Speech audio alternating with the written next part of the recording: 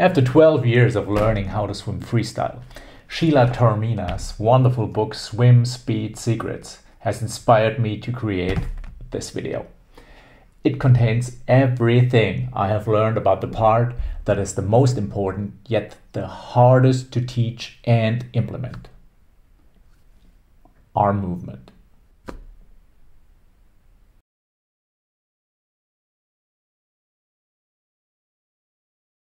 Arm movement consists of extension, catch, power phase, finish, overwater recovery, and hand entry. Catch, power phase, and finish are the propulsive phases. Recovery, hand entry, and extension are the non-propulsive phases. The non-propulsive phases are more forgiving towards flaws in the stroke than the propulsive phases. Extension is achieved by reaching out your hand as far as possible. That goes beyond lengthening the arm. The arm is pushed out even further by shifting the shoulder blade, the scapula, forward and bringing the shoulder next to your jaw. This is a movement like shrugging your shoulders. Imagine picking a fruit that is just out of reach. When you've extended enough, you'll feel how the hip is pulled forward and the body naturally rotates. You are doing the same thing in freestyle. You should feel the muscles on your back elongating, getting ready for the task ahead. Extend straight forward in front of your shoulder, either horizontally or with a slight down angle, keeping the shoulder above the elbow and the elbow above the wrist. This is the foundation for a smooth transition to the catch. The following position is not easy to achieve, but also tremendously helps with the catch. Make the tip of the elbow point up. Ideally, the fingers are slightly apart. The thumb points forward. The hand remains in line with the forearm. That position is kept throughout the underwater phase. It is true that the catch sets up the stroke, but remember that the extension sets up the catch. Incomplete extension limits what the catch can achieve. On top of that, aborting the extension reduces the effective stroke length. Focus on extending until you feel the stretch in your back muscles. Avoid crossing over the midline of the body. Crossing over results in snaking from side to side. In many cases, crossing over occurs when moving the head to breathe on the opposite side. Focus on keeping the arm in front of the shoulder. Don't lean on the arm to support yourself. This puts you in a disadvantageous position for transitioning to the catch. This also commonly occurs when moving the head to breathe. Focus on maintaining the desired orientation. Don't pause the stroke. While swimming freestyle requires that the arm is accelerated and decelerated in the different phases of the stroke, the movement remains uninterrupted. Ideally, this makes the body move at a fairly constant velocity.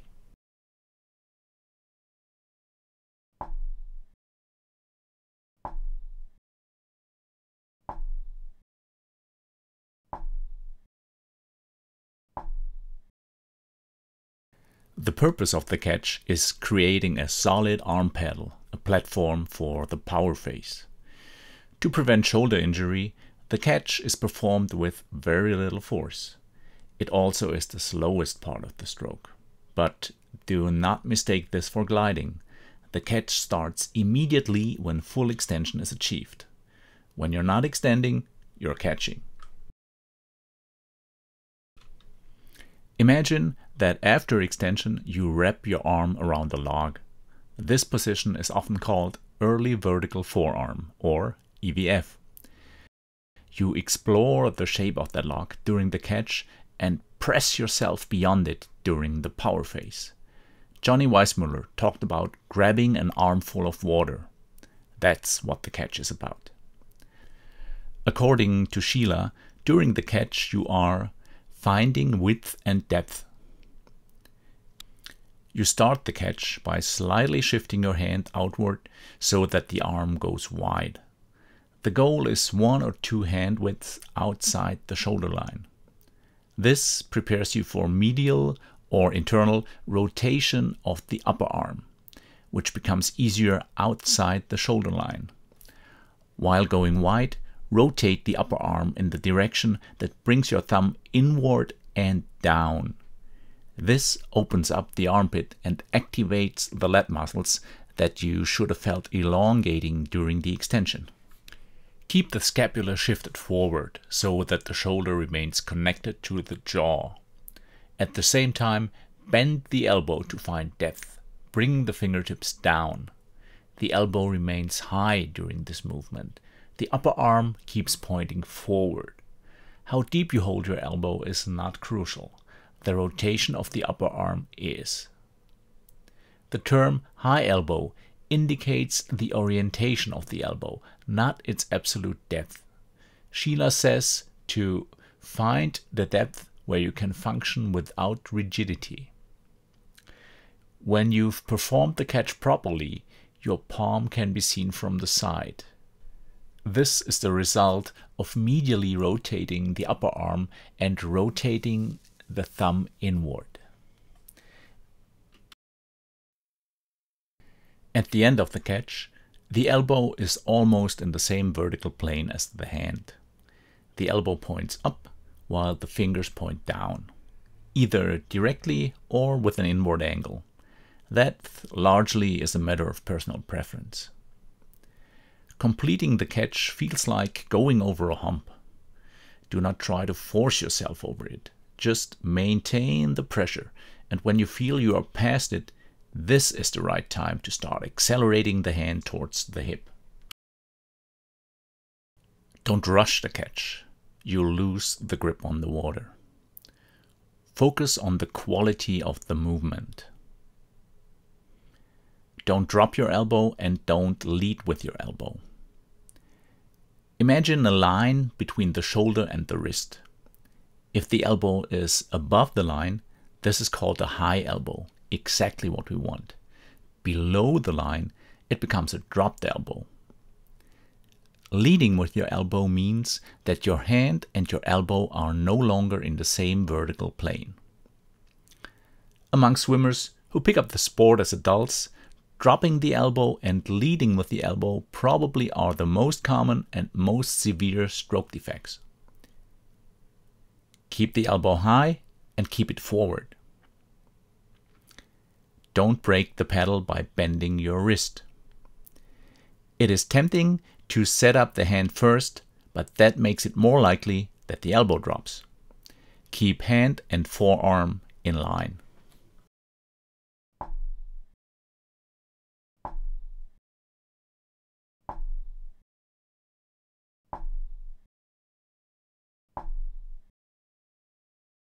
The power phase is where acceleration starts.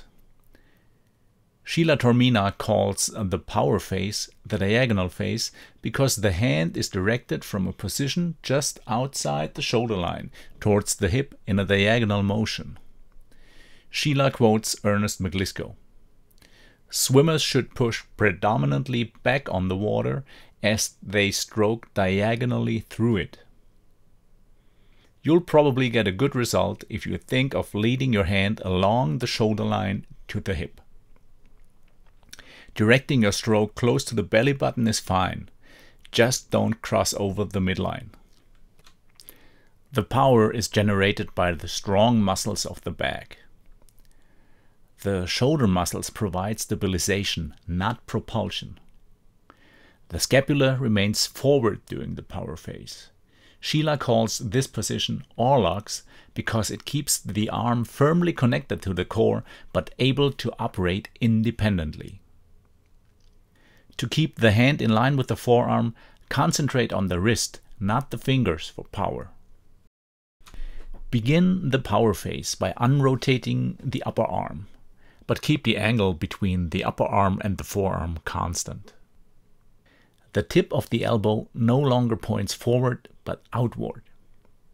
Then imagine you're squeezing a balloon in your armpit, trying to make it pop.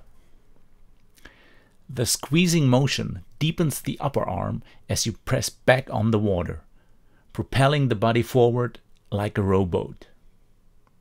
This brings the hand under the body without changing the angle between upper arm and forearm. During the entire power phase, the elbow remains in one vertical plane with the hand. The power phase is complete when the upper arm is at the torso.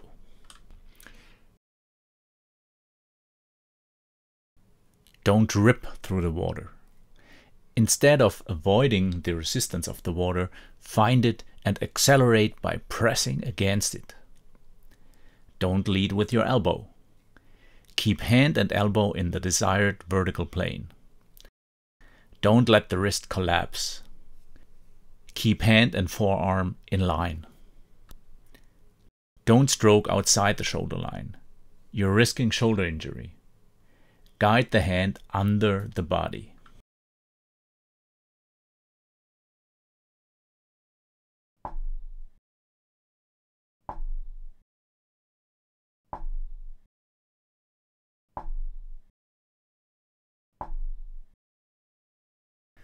The stroke is fastest at the finish. This is where you reap the rewards of a good catch and a strong power phase. Sheila describes the finish as throwing a mass of water. Actually, if you pay attention, you should be able to feel that mass rolling down your leg all the way to the toes. The finish is initiated by lifting the upper arm out of the water with a bent elbow. That means that the arm is not fully extended. The elbow does not become locked. The shrug is released. Bringing the shoulder down provides an additional push to the arm and increases hand speed. The hand is kept in line with the forearm and becomes pitched towards the hip. The chest and shoulder open up. The thigh is where you want to finish by pushing the hand out of the water. Don't lock your elbow. Keep it slightly bent. Don't finish early, that is, next to your hip. Push the hand past the hip. Don't stall after the power phase. Keep accelerating.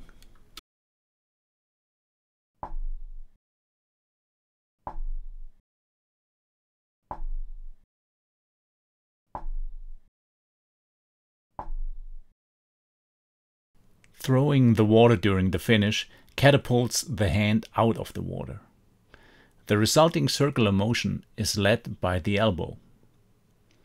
Once the upper arm is in vertical position, the shoulder picks up the movement and carries it to the front. This also serves the purpose of setting up the shoulder for extension. The shoulder is tucked behind the head and the scapula is pulled towards the spine. This gives the arm room and protects the shoulder from injury. Recovery is a movement that is initially slow. It accelerates towards the entry, just like the underwater arm movement accelerates towards the finish. The hand is relaxed. Bringing the arm forward should feel easy, effortless, and without strain or pain. If you are doing everything right with the shoulder and the upper arm, the orientation of the lower arm does not matter. Anything between the classic bent arm recovery with fingers down to fully stretched straight arm recovery is acceptable. Don't pause the movement of the arm during the recovery. Imagine the stroke as one uninterrupted motion that is only complete when the hand enters the water.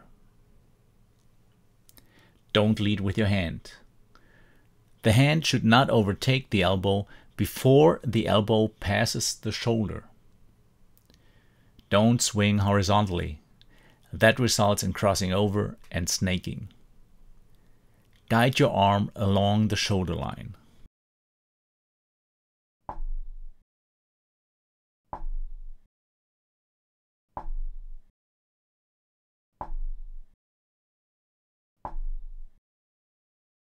Hand entry is an accelerated motion. The fingers slide into the water first, the elbow follows. Think of inserting your arm deep into a mail slot. The entry point is well beyond your head, but the arm is not fully extended, so that there remains some length to gain underwater. The hand is in line with your shoulder as you pierce the water. The hand should enter cleanly, drawing few bubbles. Don't slow down for hand entry. Accelerate instead. Don't touch the water with the elbow first. Enter fingers first and let the elbow follow. Don't overextend the arm. This requires holding it. The overwater phase is supposed to relieve tension in the arm, not work the muscles. Don't enter too close to the head. Extending the full arm's length underwater causes a lot of drag, and it makes it harder to achieve the front quadrant timing, which I'll talk about in a minute. Enter the hand well beyond the head.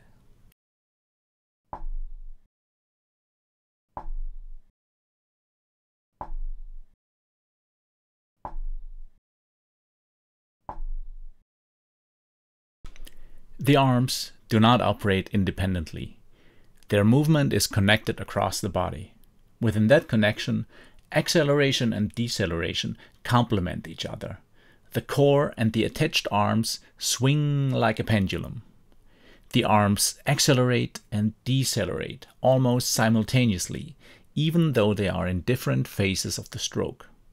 The stroke changes from relaxed to forceful, from slow to fast. The hands enter and exit the water with speed and perform catch and recovery slowly.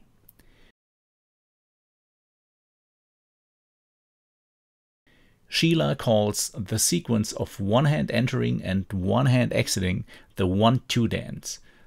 On 1, the front hand enters, on 2, the other hand exits. The fast 1-2 dance is followed by what she calls finish feel. Recovery begins and the extended arm commences the catch. This is not a sequence, but happens at the same time.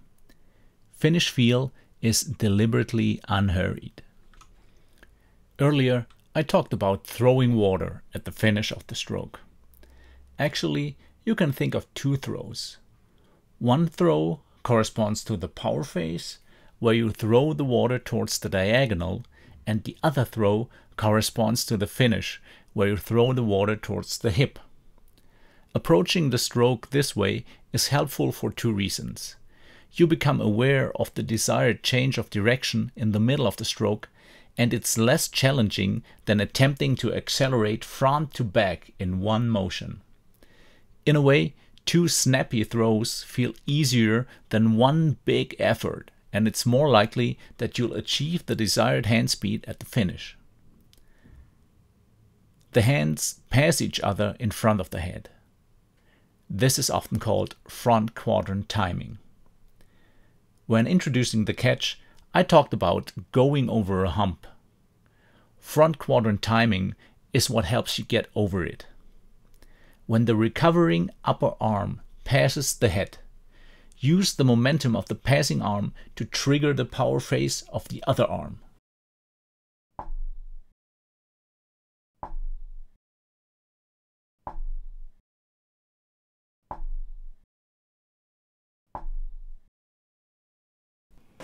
One final note. Working on swimming technique will provide good results, even if you're not particularly flexible or strong. However, it is beneficial to improve flexibility, strength, and core stability. This will make swimming more pleasurable and faster.